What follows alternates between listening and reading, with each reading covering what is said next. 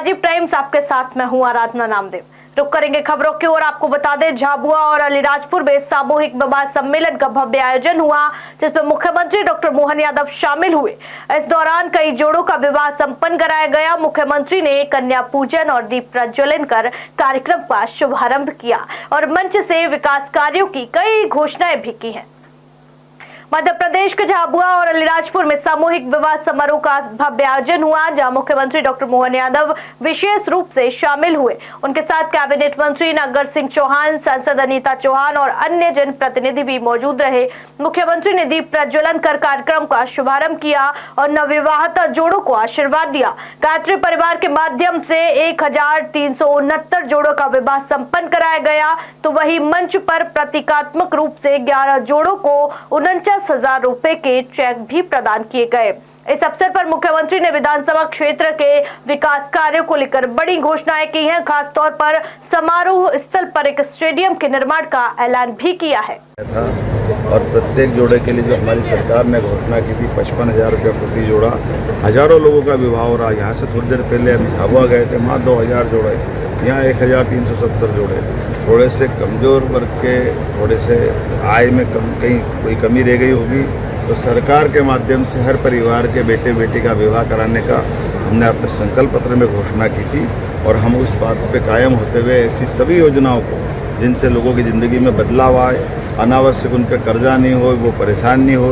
Otherwise शादी ब्याह के चक्कर में कई लोगों की ज़मीन बिक जाती है, कई लोगों के मकान बिक जाते हैं। लेकिन हमने कहा था कि हमारी सरकार बनेगी तो सभी वर्गों को साथ लेकर चलने के साथ बेटे बेटी के पढ़ाने से लेकर के उनके विवाह तक कराने के लिए, उनके पक्के मकान से लेकर रोजगार तक सब क्षेत्रों में हमारी सरकार काम कर रही है।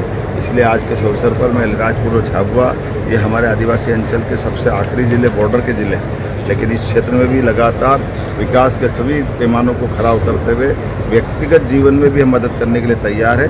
मेरी अपनी ओर से आज के इस अवसर पर नवयुगल दंपत्ति, दूल्हे और दुल्हन सबको।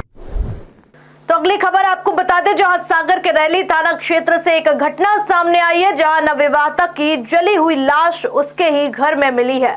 मृतका की मां ने ससुराल वालों पर गंभीर आरोप लगाए हैं। उनका कहना है कि बेटी को पहले गला दबाकर मारा गया है और फिर सबूत मिटाने के लिए उसे जला दिया गया है। ये पूरा मामला आपको बता दें, जहां सागर जिले के अंचलपुर गांव में नवविवाहिता का जला हुआ शव मिला, तो बताया जा रहा है कि 23 वर्षीय अनुष्का का शव घर में जली हुई अवस्था में मिला है। इस मामले में पुलिस को घटनास्थल से 5 लीटर डीजल की एक कैन और जले हुए कपड़े भी मिले हैं। और आपको बता दें कि मृतका के मामा का दावा है कि जब उन्होंने मौके पर पहुंचकर दरवाजा खुलवाना चाहा, तो ससुराल पक्ष ने ताला लगाकर उन्हें रोकने की कोशिश की। फिलहाल पुलिस इस पूरे मामले की जांच पड़ताल में जुटी हुई है। तो आपको बता दें अगली खबर, जहां अशोकनगर जिला अस्पताल के SNCU वार्ड में गुरुवार को सुबह एक बड़ा हादसा होते होते टल गया है, जहां ऑक्सीजन लाइन में हुए धमाके के बाद अस्पताल में हड़कंप मच गया, लेकिन स्टाफ की फुर्ती ने नवजातों की जान बचा ली। आपको बता दें कि शॉर्ट सर्किट के कारण AC वायर से निकली चिंगारी ने ऑक्सीजन लाइन को डैमेज कर दिया, जिससे विस्फोट हुआ और वार्ड में मौजूद स्टाफ नर्सेज ने तुरंत सभी बच्चों को सुरक्षित दूसरे वार्ड में शिफ्ट कर दिया। इसके बाद ट्रांसफार्मर में भी धमाका हुआ और बिजली सप्लाई बंद हो गई। उस वक्त वार्ड में 10 नवजात बच्चे भर्ती थे। स्टाफ नर्सेज ने फुर्ती दिखाई और कुछ ही मिनटों में सभी नवजातों को सुरक्षित बाहर निकाल लिया गया, जिससे एक बड़ा हादसा टल गया। मरम्मत के बाद शाम को बच्चों को फिर से SNCU में शिफ्ट किया गया।